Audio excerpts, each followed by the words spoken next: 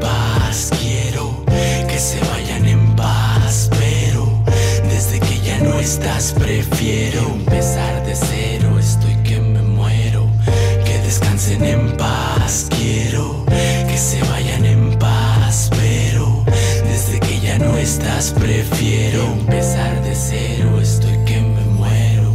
Voy a empezar por describir mis sentimientos, porque siento que tu ausencia me está matando por dentro. Sin embargo, a nadie le comento lo que guardo. Por eso el sabor de tu recuerdo es tan amargo. Me largo, no tengo respuestas a mi alcance. Mientras tú te marchas, otro ser humano nace. Te me adelantaste si ya no tuvimos chances de hacer todo lo que en vida nos juramos con un pase.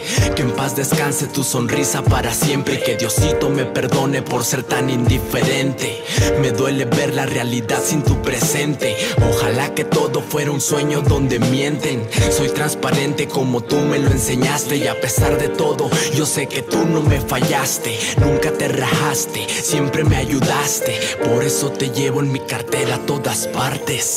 Que descansen en paz. Quiero que se vayan en paz, pero desde que ya no estás prefiero empezar de cero. Estoy que me muero. Que descansen en paz. Quiero que se vayan en paz, pero desde que ya no estás prefiero empezar de cero. Estoy que me muero.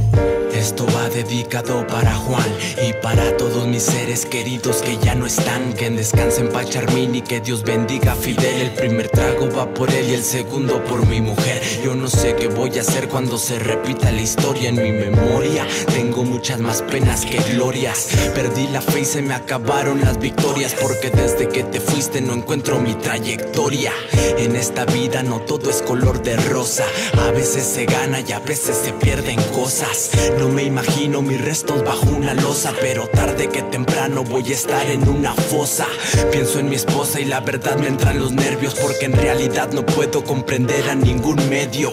¿A dónde irá? No sé por qué tanto misterio. Si la muerte se atraviesa, los miro en el cementerio. Que descansen en paz. Quiero que se vayan en paz, pero desde que ya no estás prefiero empezar